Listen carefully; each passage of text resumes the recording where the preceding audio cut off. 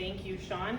I am going to give Dr. Kraska and Ian a quick minute to introduce themselves to you. So let's go start with you, Jenny. Okay, is this on? I think you're good. You think I'm good? Okay. Hi everybody, I'm really excited to be here. My name is Dr. Jenny Kraska.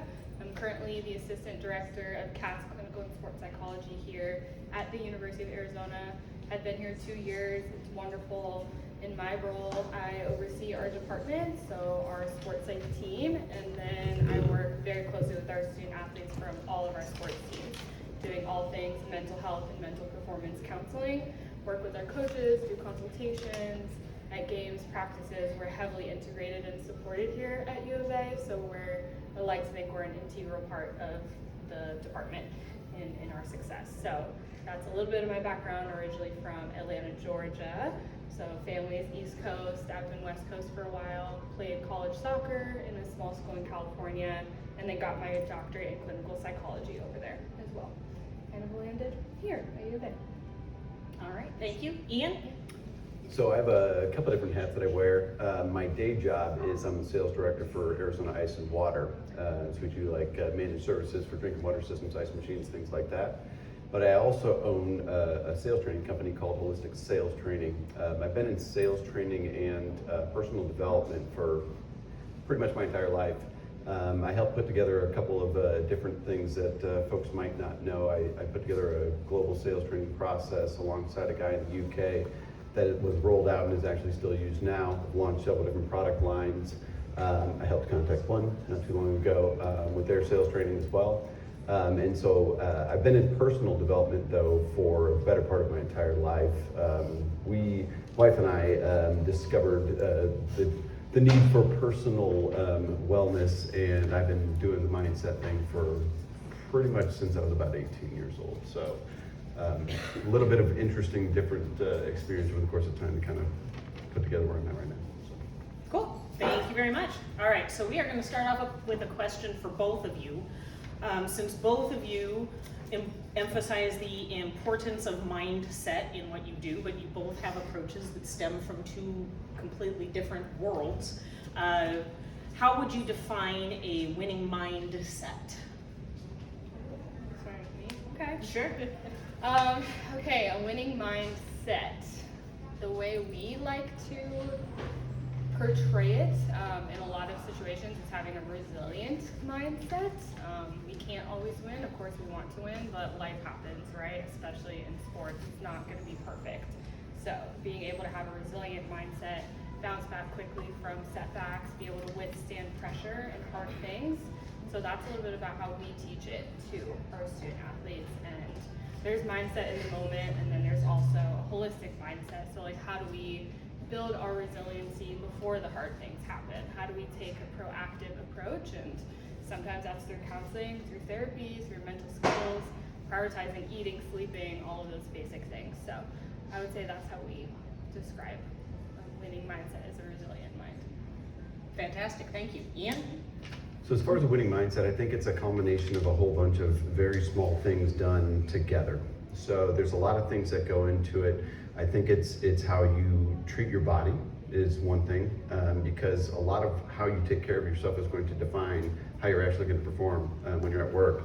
But it's also little things like meditation, goal setting, just taking care of all the little things, like what you're drinking, what you're eating, all of these things, and they all kind of come together to create that mindset. I like to call it habit stacking, which I tell a few people that I thought I made up, but apparently I did not. But you're stacking a lot of really good habits on top of each other, which all kind of come together to culminate in a winning mindset. Cool. Can I jump in and add to that? Sure. So that's essentially, there's a lot of overlap right between what you're saying and what I'm saying. So we call it mental health hygiene instead of like habit stacking. But yeah, it's being proactive and taking care of yourself and doing all the small things to add up. So I like that. All right, so Jenny, this one's gonna be for you. Okay. In athletics, there's a clear connection between mental toughness and physical performance. How can small business owners apply mental strategies used by top athletes to maintain their edge in a competitive market? Okay, we get into it now. All right. No softballs. Yeah. No softballs. Same. Okay. with some of the mental strategies that we teach our athletes and then how it can apply to y'all. So one is goal setting. So we like to teach process goals over outcome goals. So outcome goals are the numbers, the statistics, the data, right? Like where we want to get to. But process goals are what is it going to take that's in our control to get to the outcome goals. So let's say I work with our football team very closely. So they want to win the national championship. Okay, like now we ask the team and the players, what are the steps that you're going to take, your process to get to where you want to be? So what is in your control, process-oriented goals. So that also applies to y'all in your business and then also in your personal life, right? So process over outcome is something that we preach a lot about, breaking it down. We also teach a ton of visualization, so that's mental imagery. So our athletes imagining them performing their absolute best in crucial situations, right? So, and repetitions of that, we call them mental reps. And that even goes for our injured athletes. If they can't get physical reps, they're getting mental reps in their head. So whatever that looks like for y'all, whether it's crushing it in a sales pitch or those high stress moments, imagining yourself how you're gonna handle it in that moment. A couple other techniques that we use is emotion regulation, right? So whether it's anger, sadness, anxiety, ton of excitement, how do we be able to manage it in a helpful way that allows us to perform, right? And not inhibit us in the moment. So whether it's something like speaking or it's just been like a really hard week, like how do we regulate our emotions so we can still perform? So those are a couple of the strategies that we teach. Also attentional focus, so I'm really going into this. Essentially, this is a really big part for our athletes. It's being able to lock in. That's what we call it, right? So you're locked in, you're completely focused on the task at hand. So we call it flow state also. Has anyone like experienced that before? You're completely immersed in the moment, nothing else matters, you really like focus. So I think that applies to business as well. There's a lot of outside distractions, so we just have like some mental cues to get you back to lock in to being focused, right? So that's something that you can learn to teach yourself. If your mind is drifting, what can you do to snap yourself back and shift your focus to what's most helpful in that moment?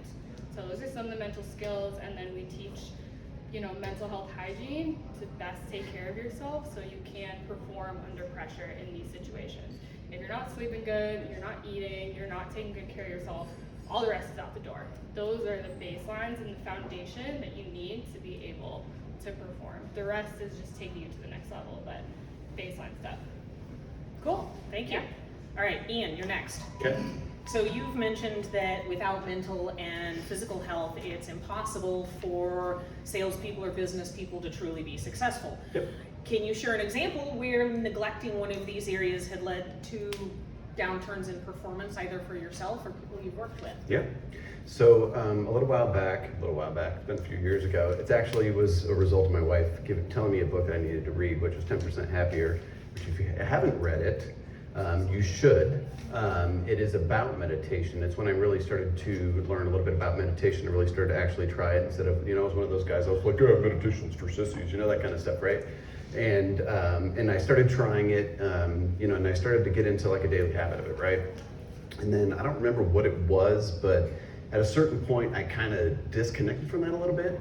And there was obviously my performance was down. And also I realized, I was like, man, I'm kind of an asshole, which is, I have that problem sometimes. I have to reel it back in. Happens to the best of us. But, and it was like, and I was thinking, I'm like, what has changed, right? And that's one of the things I think it's really important in general, as you're moving through your life right now, is that, at a point in time in which you experience something that's different, or something's off, as you reflect, right? And you go, okay, what have I changed? What if I ate differently, whatever, right? And I'm like, what's the one thing that I've changed? I'm like, I've been meditating. And now, so I tell people that the way I look at meditation now is it's like a prescription.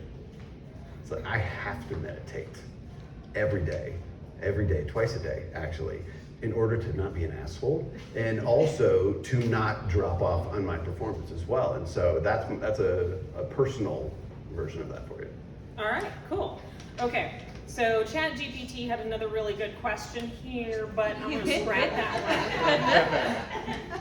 So this is one I actually came up with saw. I was listening to our girl Mel Robbins the other day, and she was talking about mental toughness, and she was talking about the Olympics and Olympic athletes. And she made a comment in there that definitely would get some people's panties in a wad about how winners always quit. That and to be a little more specific, that winners know when to quit. And so, you coming from it from a business side, you coming from it from the sports side, can you speak to that a little bit? Is that something you agree with or believe in, or? I can speak first, if you're good. So, a lot of you don't know my history, but I mentioned the global sales training. So I worked for a big company a while back. I was their national trainer, I was a regional director, right? During the course of the process, I got really good to the point where I started pissing people off because I'm the squeaky wheel, right? Things aren't going right. So I ended up actually being politely asked to leave. Cordially invited to leave. Cordially invited to leave, right? And at that point, I had to make a decision, right? Like, I could work in the corporate world if I want to, and I can go that rat race and all that. But I made a decision intentionally to work in small business. So I chose to quit, to take less so I could have more. And it was a different kind of more. Like, I can go and I can make a ton of money doing that if I really want to, but at what cost? And so I think that you make decisions, and this is actually something I went after somebody on LinkedIn not too long ago about, and they're like, take the money. I'm like, not at the expense of the opportunity. So you choose what's important, quit the stuff that isn't, and then maximize the things that are, and you're gonna be so much more fulfilled that the money's gonna come on its own, but you're gonna live such a better life that it doesn't matter. So that was a choice to quit that rat race. Okay. And how about you, Jenny, from where you stand, what does that mean to you, winners know when to quit? Yeah, I've never heard that before, so we're gonna wing it on my All right. to be honest. I would sub out quit with change. So winners know when to change or adjust things. So it involves a ton of self-reflection and self-awareness into what's working, how you're doing, what you need to grow upon. A lot of times that I see with our athletes, it's an everyday grind. It's a lot of pressure. It's very time-consuming. It enables a ton of stress, and they can get kind of stuck in a cycle where they just feel like they're going through the motions. So that usually is a signal, like maybe it's time to change something. Is it we're adding something, we're taking away something, but how can we elicit some change to prevent burnout, right? So that's kind of how I see it and frame it, is winners know how to adjust, change, adapt. Fantastic. Yeah. I like it. All right. So we're gonna keep you talking, Jenny. Okay. In your experience with these high-performing athletes, what are some common mental blocks or pitfalls that they run into that you think small business owners might also have to deal with, and what's one tool one might use to overcome that? Nice. Okay, I'll share a little bit about what I see. Burnout is a thing, so just going off what I shared. A lot of the athletes that I work with, they've been playing their sport since they were 4 or something like that, and they have had years and years of high pressure put on them. And even mid-season, I'll be working with folks and they just kind of hit a wall. I'm exhausted physically, mentally, it's hard, and burnout is really real. We see a lack of motivation, you're not taking good care of yourself, it's hard to, get the energy to do the things that the day requires. So I would say burnout is a real thing, and something that I do to help manage that is the change, right? Do we need to adjust something in your routine? Do we need to add something, take something away? We need to be taking better care of yourself in some of the other areas.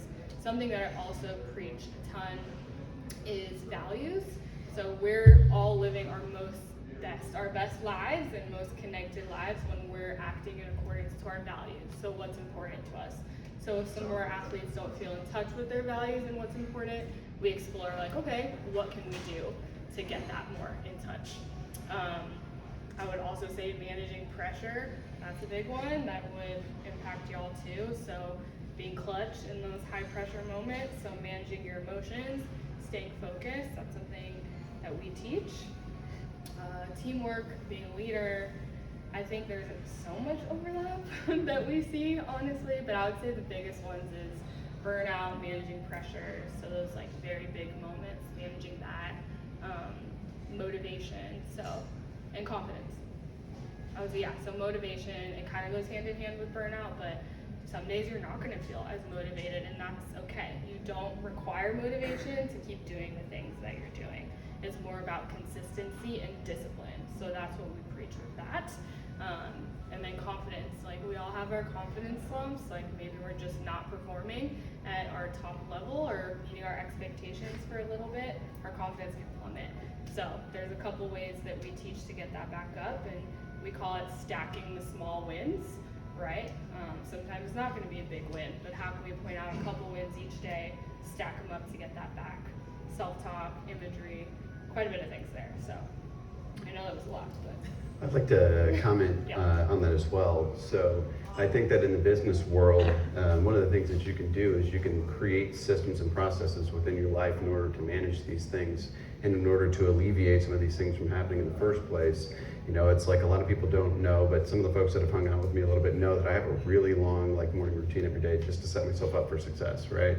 And so I think that if you put the right systems and processes in your life, you can alleviate a lot of those blocks from happening in the first place. But when they do happen, then you're better prepared because you have the tools, because of all the habits that you've created in your life, to be able to manage it when it does happen.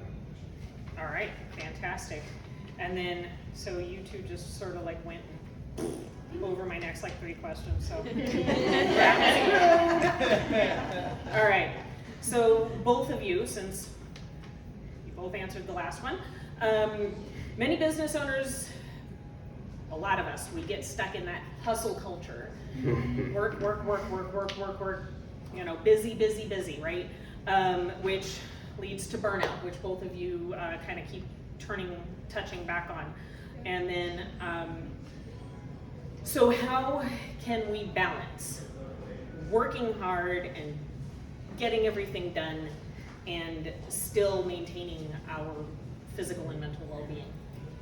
I'll start if you're good.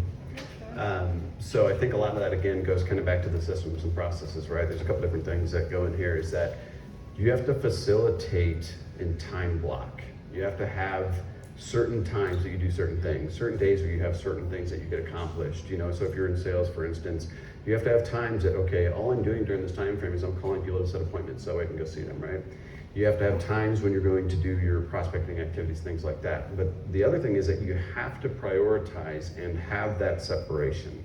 And I think that even during our conversation when we were having lunch, I know that you're still navigating this one based on the demand of your job, is, you know, one of the things that my wife and I, whenever we made a decision for me to get into small business versus large business, was when we moved here, I got a second phone. That was the first thing I did. And that second phone, good luck reaching me in the evening. And I think there's one person other than my wife in this room that actually has that phone number, literally one. And so you have to create the separation, you have to create those boundaries, and you have to be steadfast. You know, somebody, I can't remember who it was, but this is my answer every time somebody asks me this. They're like, oh, are you doing this thing in the evening next week? Nope, no, I'm not. Because I have a strong separation between what work is and what life is, because if you don't, then, and it bleeds too far over into it, you start fudging these lines and you don't really know where it stops and where it begins, and then everything kind of mushes itself together, and you have kind of a mess that you have to figure out. If you create that separation through systems and processes first off, but also by things like with physically not giving people the opportunity to reach you during certain hours, then there's no choice but there to be separation there. And it's a very, very healthy habit, very healthy. All right, cool. Yeah, my phone has do not disturb mode, 8 p.m., nobody's getting through. All right. Can I answer? Yeah, please. I agree, I'm a big boundary girly. I think that boundaries look different for all of us though. So with this question, the first thing that came to my mind, I do not have balance in my life, given the job that I have. It also does not allow that in some ways. I do have to be on call for emergencies, and it can be life or death. So given my job, there's not necessarily a work-life balance, but I need to continue to figure out what is like more the ratio, right? Like how can I get the appropriate ratio for me, make the most of that time that I do have to. And a lot of us have really high demand jobs, right? And some of them don't allow flexibility like others, which is okay, but it's figuring out what works for us. And as an earlier professional, I think I am still learning to set certain boundaries and say no to things. I'm really passionate about my work and I love it. I'm here all the time. And also I need to take care of myself at the same time. So a ton of self-reflection, setting boundaries within your job description, right? And figuring out what is a ratio that works for you. Real quick, just to piggyback off of one of the things that she said, and this is one of the things I talk about all the time, is knowing how to say no and being comfortable doing so. A lot, like especially when you're earlier in your career, right? When I was earlier in my career, I said yes to everybody. My wife used to tell me, she's like, stop saying yes, you're doing literally everything. And I'm like, I know, but look how good I am, or whatever it is, right? And like, look how much they love me when they let me go. Okay. But knowing that it's okay to say no, it's okay to have boundaries, it's okay to create that separation. I know that it's a little bit more of a challenge, and that's why I pushed you on it, because I knew that you had a challenge with this. But and it's different environments, different positions are going to have the different opportunities for you to do that. But the challenge is finding a way to navigate into those and find those opportunities, and then being willing to say no and not feel bad about it. Literally, when somebody asks me to do something that's outside my comfort zone, outside my boundaries, and I say no, I don't feel bad. Because it's what it takes for you to create that healthy mindset, is you got to have separation. All right. Gentle challenge. You can say no and still feel bad. Emotions are real. It's hard. All right. Okay. So, Jenny, Yeah. do you think that the relentless pursuit of success in business can be compared to the pursuit of victory in sports? And is there a point where this drive becomes counterproductive? Yeah. The first thing that comes to mind is the comparison that athletics is very outcome oriented. So the number of wins you get, your statistics, right? Where are you ranked in the country? How much money are you making? College athletes are now making quite a bit of money, right? So a lot of numbers, a lot of outcome oriented stats, and it's very easy to get caught up in that. And I would say in the business world, it's probably like that as well, right? So that's why we always tell people, go back to the process, go back to the present moment. What is in our control now that we need to focus on and enjoy the process of getting better every day, right? So I see a ton of that in athletics, and I can imagine with y'all as well. Did that touch on all the questions? Yeah. A quick comment on that too. Yeah. And I know that we're not always supposed to agree, but I'm agreeing on this one. So I actually said this to my wife not too long ago, and I said it to someone today. I can't remember if that person's in this room, but I said that, one of the things that happens, specifically when you're earlier on in your career, or when you're really trying to win, right, is you're looking at this goal, right, and you're trying to get to that next thing, and what happens oftentimes is you're not paying attention to what's happening across this process. You're not there for the mission, for the goal. You're only there to achieve the thing that you're there to achieve, and then it's the next thing, and next thing, and next thing. All of a sudden you're 45 years old, and you're like, wait a minute, I need to pay attention to the process. I need to enjoy this process as well. And if you're too stuck on that goal, that mission, that final outcome, and you're just doing that grind, you're gonna miss a lot of stuff. All right. And then Ian, this one is for you specifically. So Okay. you've gone through a personal transformation that is very deeply tied to your success. Yep. What were the habits and mindset shifts that were the most pivotal for you to make that journey? Sure. Well, first off, for those that don't know this in this room, I used to be 245 pounds at my heaviest. My wife and I like to say that I was pregnant alongside of her, basically, because we just both were just kind of like, we just eat whatever we want. She's pregnant. She's eating for two. I'm eating for two, I guess. And so we stacked a lot of pounds on. We were eating very unhealthy. Lots of fast food, stuff like that, which I don't even recall the last time I had fast food at this point. So there was a couple different things that happens. First off, I've been studying mindset for a really long time. But she had a friend of hers actually that introduced us into kind of a healthier lifestyle, and kind of opened our eyes to what we were missing, right? And so that was kind of the first step was, so when you're raised a certain way and things are just done a certain way, you just assume, that that's how things have to be, right? And until somebody introduces you to a different perspective, you don't know any different. So if you're eating McDonald's twice or 3 times a week, you don't know that that's necessarily bad until you sit down, you look back, and you're like, what the hell happened? But the mindset also has a whole lot to do with it. And so it took me a long time. It's been a challenge for my entire life. It's like, how do you find happiness, right? The pursuit of happiness, I think, was the power of positive thinking. That's what it was, Norman Vincent. It was the first one that I really read that started that journey into, okay, well, what really does constitute this mindset? And what I found is that there's obviously no silver bullet, and that's what a lot of people like in sales too. They're like, what's the silver bullet? What's the one thing you got to do? No, it's a culmination of a ton of very, very good habits. I'm trying to make sure I'm answering your question directly. What I found though is that with mindset and with all these things is that they have to be done a little bit at a time. And the mindset piece, you're not just going to wake up at one day and be like, I'm happy. It's a culmination of a lot of little things done well and done in the right order.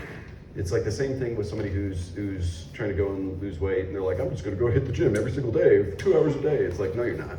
You're going to do that for a week, and then you're going to be done because you're going to be sore. So I think I'm answering your question inadvertently, but it's a lot of little things that add up. All right. Sounds good. Yeah. So you're telling a bunch of entrepreneurs who our MO is to jump into the deep end with both feet. That you got to do it a little bit at a time. It's got to be done a little bit at a time. All Consistency beats the effort every day of the week. All right. Every day. Okay.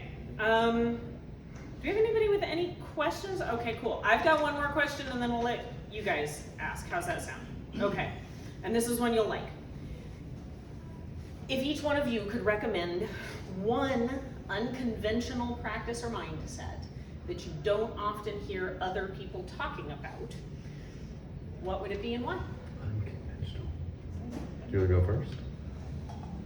If you have yours, you can go. A lot of my stuff is kind of conventional, but so I read, I'm trying to remember what the name of the book is. Oh, Think and Grow Rich recently with, you and I talked about it actually. And so it was unconventional for me because again, like the whole I'm a dude, I don't do these kind of things, is not only writing out your goals specifically, right, like granularly, but being willing to physically recite those goals out loud by yourself, which is kind of weird when you're not used to it. I thought, for the longest time, I'm like, that's silly, I can read them and I'm fine. But speaking those things into existence is, a lot of people don't realize that you're the culmination of the things that you think about the most. So if you're thinking that you're gonna fail, or you're thinking that there's no way you're ever gonna be able to go to the gym, you're right. But if you think that you can get to those goals, and you think that you can change your mindset, and you think that you can hit that next barrier, you're also right. But if you don't tell yourself that and tell those things out loud, speak those things to an existence, they're not gonna happen. But it was unorthodox for me anyways, because I was like, I'm a dude, I don't do that. I don't say things out loud like that, that's weird. But getting outside of your comfort zone and being willing to try things that, maybe aren't in your personal opinion normal, because there's other experts that are helping you to see that it might actually work. I'd say that'd be one of mine. Is it kind of like manifesting? Kind of, yeah. Manifesting is what we're talking about. Yeah, nice. I appreciate that. So, this isn't unconventional in the psych world, but it might be a little bit in the business world. Y'all can correct me if I'm wrong, but I teach a lot of non-judgmental self-awareness. So what that means is really being mindful and like present into what are your habits, what are you doing without judgment, because there can be a lot of shame in that. I come from a viewpoint like there's no bad unhealthy foods or bad unhealthy emotions. Emotions are just signals. They're trying to tell you something. There can be uncomfortable emotions, but it's not bad. So trying to take the shame out of the way of the true human experience. So the non-judgmental piece. And that doesn't mean we're okay with it. We might want to change some things, but not shaming ourselves for feeling or doing something, if that makes sense. So a lot of self-compassion is what I preach and teach. You know, to piggyback on what you said, one of the things that I think has changed a lot in recent history for me that I credit a lot of my success to is feeling those emotions. And as a guy, you know, we're all right. You know, I was always the guy I used to have literally a switch, right? I'm like, I could turn it off. I'm not feeling anything. But as a guy, you know, like we're supposed to be tough. We're the men, you know, or like we're the guys that take care of all the stuff and we carry it all and we're good. You should probably start feeling those things, because the moment you start to feel those things and taking those things in and being okay, being vulnerable and being okay actually experiencing those emotions, I know, right? It's weird, right? You'll find there's a strange power that happens when you start to do that. And as men who are told to, you know, carry these things and just keep it in the vest and, you know, it's hard for us to do those things, but I think that that's what starts to really, I don't know, my personal development changed significantly, we'll put it that way, when I started actually feeling things. So. I mean, that's everything, that's my job. Feel things, talk about their emotions, and I don't have a job for no reason. And it's scientifically proven to feeling your emotions, talking through them, it can provide relief in a ton of ways. There's a huge stigma that exists in athletics for women, but especially with our men, and I work closest with our football team, and having them come in, talk through some of this stuff with them that they've never talked about in their entire life is very powerful and also very relieving for them, so fully support that. Yes. Gordy, you got a question? Yeah, so looking around the room, there's a few people with a few more gray hairs than you guys, and myself included. More than And even some that might get giggled at your 45-year-old comment. How would you differ your advice on mental and physical health, or would you for those? For the folks that are older, honestly, I think that it's still, for me anyways, it's still the same, because my whole piece that this is the way I personally got healthy, as far as on the physical side of things, is I started very small. And then I added in, and I'll give you guys a kind of a relatively recent way that I do this, right? So my morning routine is where 90% of my physical fitness comes from. And I do a lot of body weight things and things like that, stuff I can do at home. And so planking, okay? So I started planking, I don't know, I've read so much about it. I started planking a while back, and I started with like 30 seconds, right? We can all do 30 seconds. You're gonna be shaking like this probably the first few times. But then it slowly progressed. And now it's 6 days a week, I'm 2.5 minutes straight. I'm still shaking at the end because it's still hard. And I take 1 day break. But then, so you start small and you slowly add in more. The same with any of your body weight exercises and stuff like that. I got one of those little power tower things where it's got like the pull-ups and dips and stuff like that. So you start with what you can do. 2, 3, who gives a shit, honestly, sorry. If you start with something, do something, but do it consistently. I'm gonna do this, so I have Monday, Wednesday, Friday, I do body weight stuff. Tuesday, Thursday, I do some different things. Saturday is off, and then Sunday is I'm planking, that's it. But every single time, without fail, I do it. And I slowly add more in. And eventually you look back and you're like, damn, look at me, I'm getting pretty good. I'm getting healthy, I'm feeling good, but you can't do it all at once.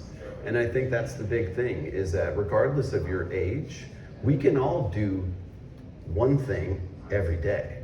We can all make that two things every day later. And if you do believe you can do it, you can. But if you do, like what I was saying earlier about, going to the gym, I always say, like, if you're gonna go hard, you're like, I'm going 2 hours a day and I'm going for 4 days a week and I'm just, this is it. This is when I'm starting. In 2 months, come back to me and tell me you're still doing that, please. But if you can do 10 minutes a day, you're good. 10 minutes a day, that can happen. Can I go? Sure. Okay. I have a little bit of a different viewpoint. So I think everyone's physical and mental health routine is different. There's no one size fits all. Yep. It's highly, highly individualized. So whatever works for you, but it's your journey to try to figure it out. So like I mentioned before, I talk a lot about process-oriented goals.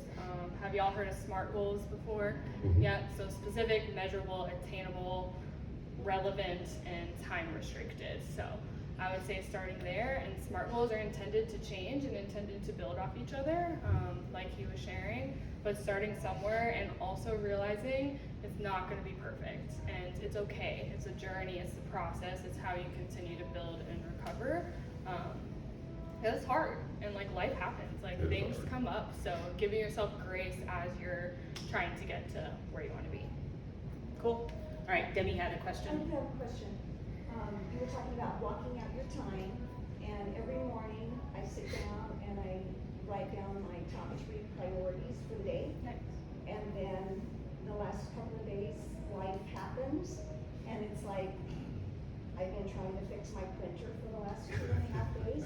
So my question is, how do you get your head back in and focus on those priorities?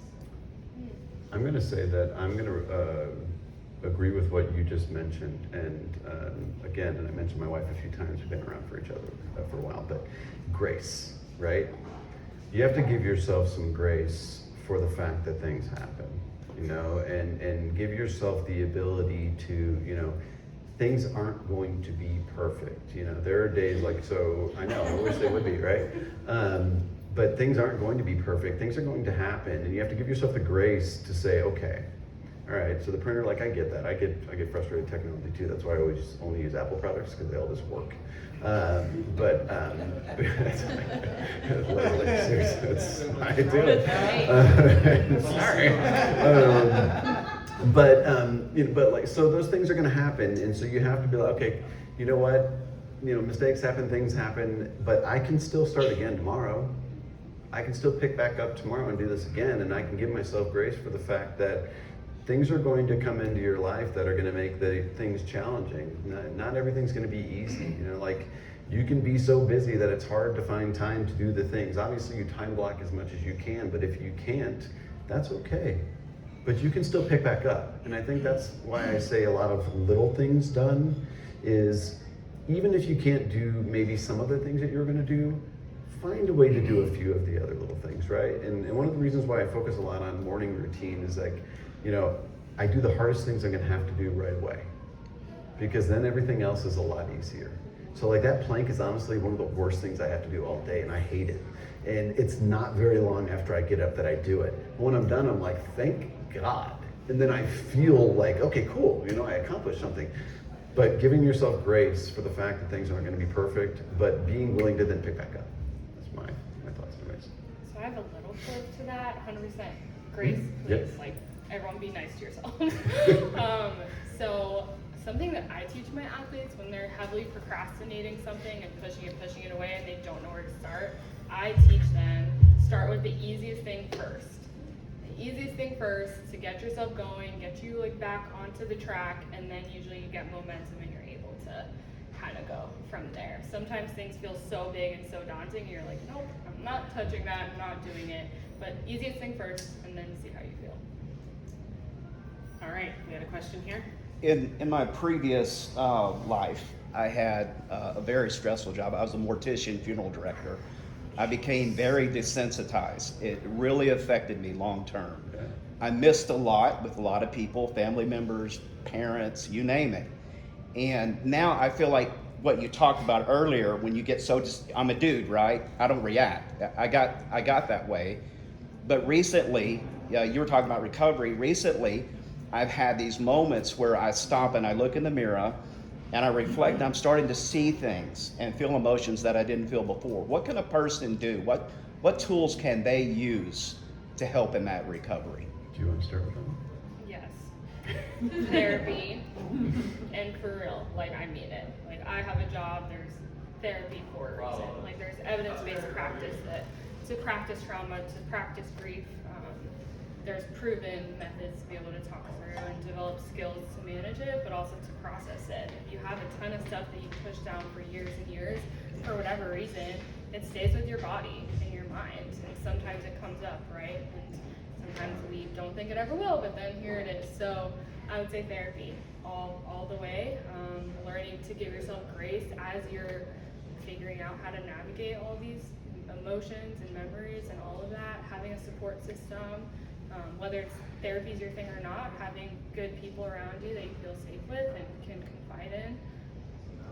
Those are my recommendations, yeah. I would add to that, I agree.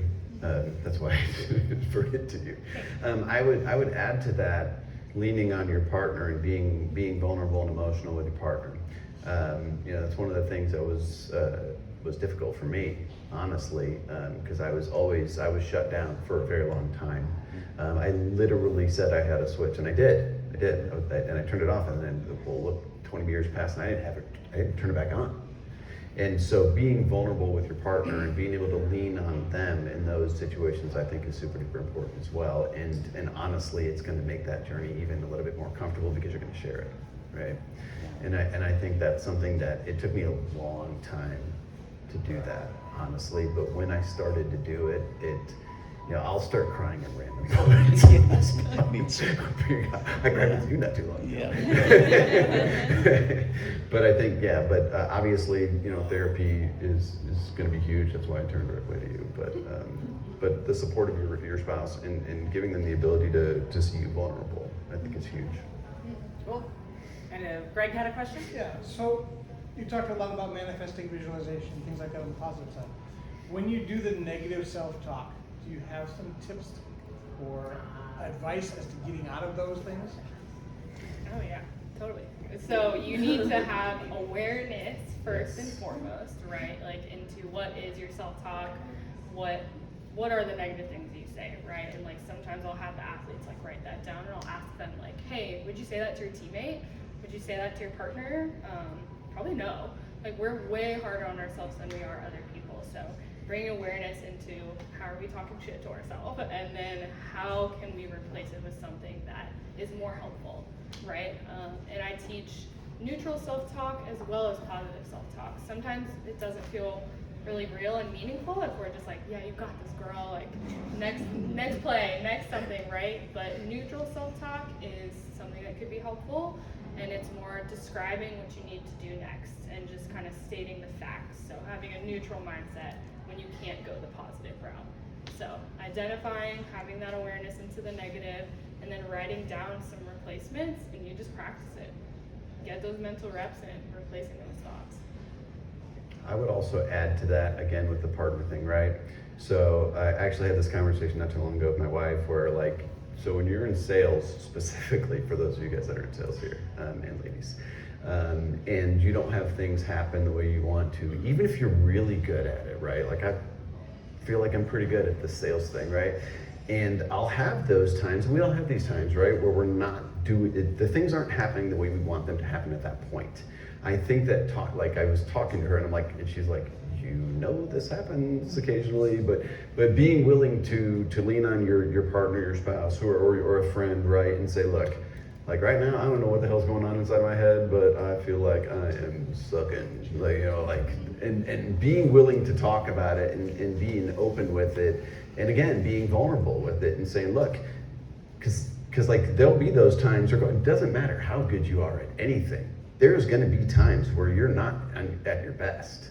And being willing to be like, okay, look, like what I knew whenever I said it to her, that I was just like, hey, I know that this is just me talking and I'm just feeling, I'm in my feels today or whatever. But in that moment, that's how it was, right? And being willing to admit that and go and then have somebody that goes, look, Greg, we know who you are. It's just a moment. And then being willing to go, okay, all right, I'm having a moment, you know, and replacing it with neutral and positive self-talk. And that's part of like that morning structure that I have personally is, you know, telling myself a lot of things that are positive, that I know are positive, right? And like planting those things right off the bat in the morning and going, all right, this is what I'm building off of every day, is that, you know, I'm starting with, hey, I'm good at this. I'm not an imposter. This is what I do. And I've been doing it for a long time. And, you know, and stopping with that whole like, am I really this good at this stuff? Am I, you know, and accepting that you are, because I think that anybody that knows you're pretty good at what you do. But, so. All right, I saw a hand. Oh, yes, sorry, your name just escaped me. Leslie, there we go.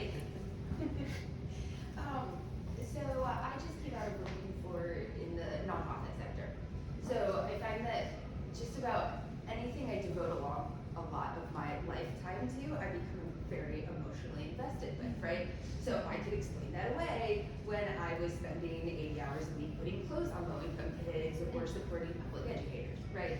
I'm finding now that I've moved towards the business sector that I'm feeling equally as emotionally invested in the work that I'm doing.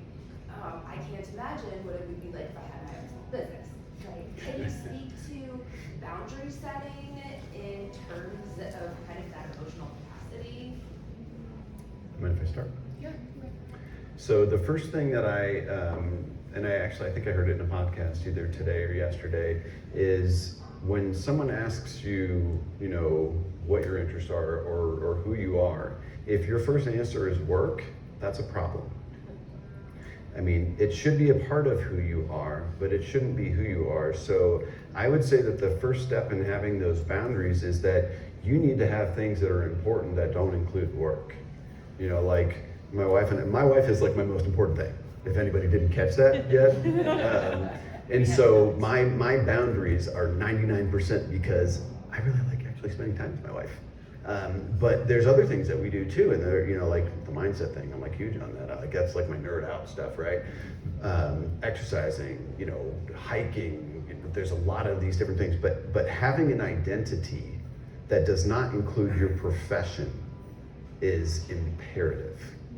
That's where the boundaries start. You're not just the U of A psychologist, you're also you as well.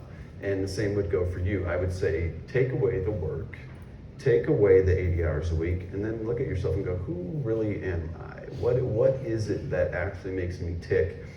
And then prioritize devoting time to that in your life. And then the boundaries kind of create themselves. I obviously got to do a lot of it, especially if you got bosses that don't understand, right? Like thankfully I got a boss that he's good, right? But starting by having that identity outside is going to be the biggest thing, because that makes it a lot easier to create boundaries when you have a purpose to do that.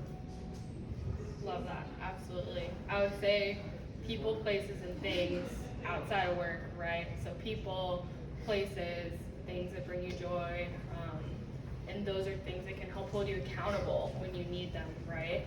Because if it was up to me, yeah, I would work 100 hours a week. But is that healthy? Is it helpful for my performance, my mental health? No, it's not. So have things to hold yourself accountable. And then I would say it's kind of mental reps, right? Like saying no to things, seeing what it looks like when you work 60 hours a week and then 40 hours a week, right? It's actually doing it and you're realizing like, okay, this is actually all right. Like the house is not burning down, we're okay. So getting that exposure and actually doing it. There's productivity tools for that too, by the way. So there's two different ways to look at productivity, right? There's Parkinson's law, and Parkinson's law states that work will expand to fit the time that you give it, right? So say you say 4 hours to get this accomplished. But there's an opposite to that, which is the horseman's corollary, which means that basically the work will contract to fit the time in which you give it. And so if you say, I only have an hour and this is what I'm going to accomplish, you'll find that you're going to find a way to accomplish in that. So like for me, I know what hours I'm willing to work, and I'm going to accomplish what I need to accomplish in those hours regardless. I'll find a way to do it. But as long as you go, oh man, I gotta get all these things done, oh man, I have 80 hours a week to do it, you're gonna find 80 hours a week worth of work to do, and you might not even, if you look at what you're actually accomplishing during those time frames, you might find that it's not as much as you think. But when you look at it in a way that, like, my work needs to fit in this because there are other things in my life that are important too, the work will find a way to get done. It will. All right. Yes, Joe. So along those same lines, we'll talk about time blocking and saying no, and what you just said, the work will fit the time that you give it.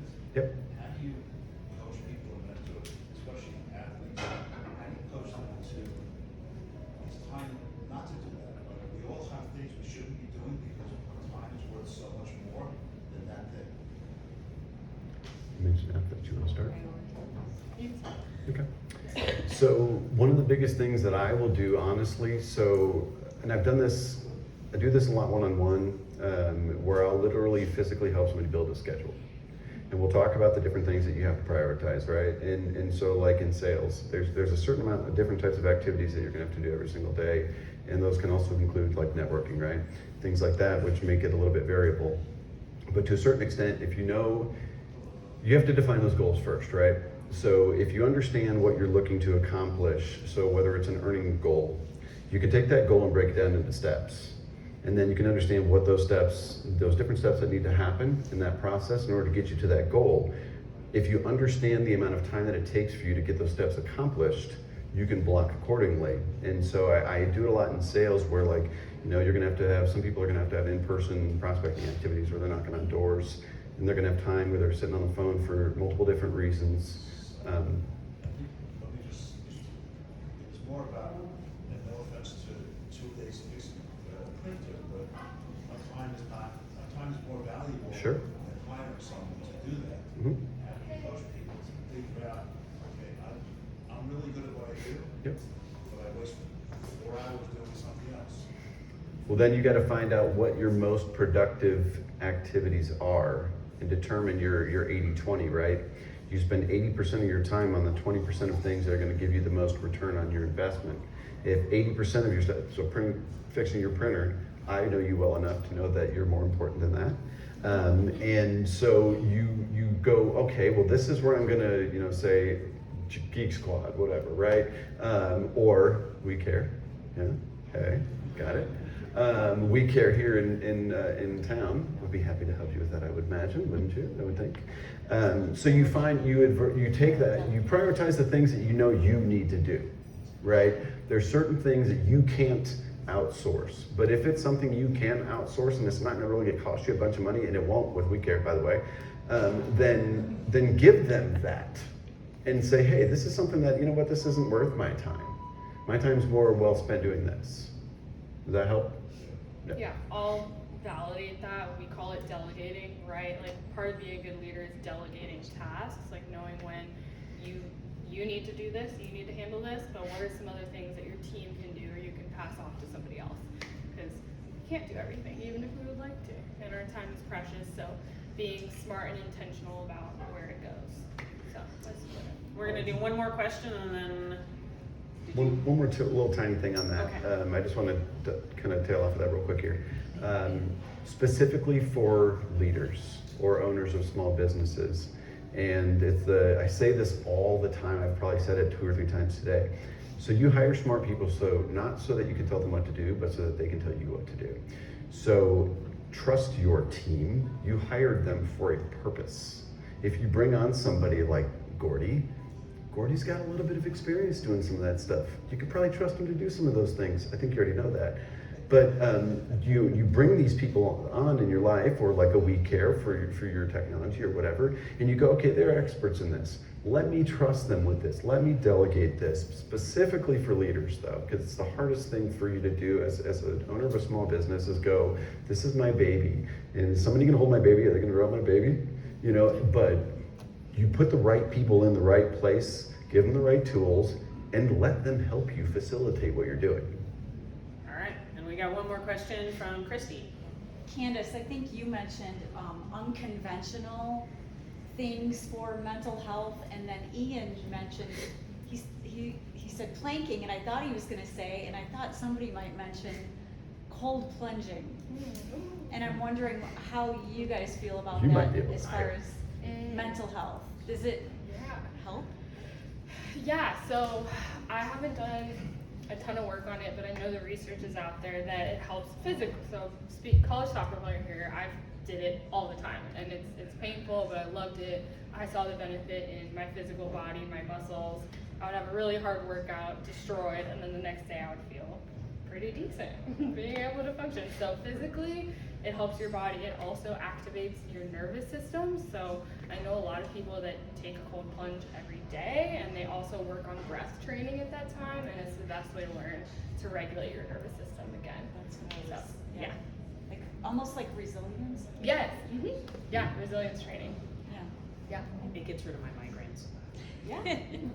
Nice. Because as far as just to speak on like unconventional, I'd say sometimes that you look at like unconventional supplementing, right? And so one of the things that we started taking a little while back was colostrum, which is the first milk from the cow, right? And in supplement form. So if you're talking unconventional, as far as like recovery and a few of other like random things that kind of feed into mental health because you start getting stronger and feeling a little bit better.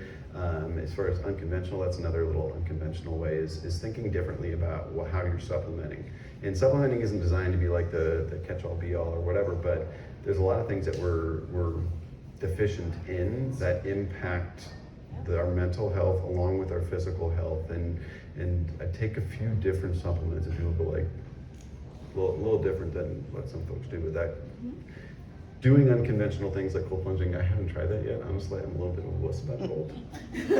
Every day. It does. That's awesome. Yeah. Good for you. Love it. Yes, that's good. All right. Do we have? I think we're done. Thank you All very right. much, everybody. Thank you guys for joining us. We have a couple hours at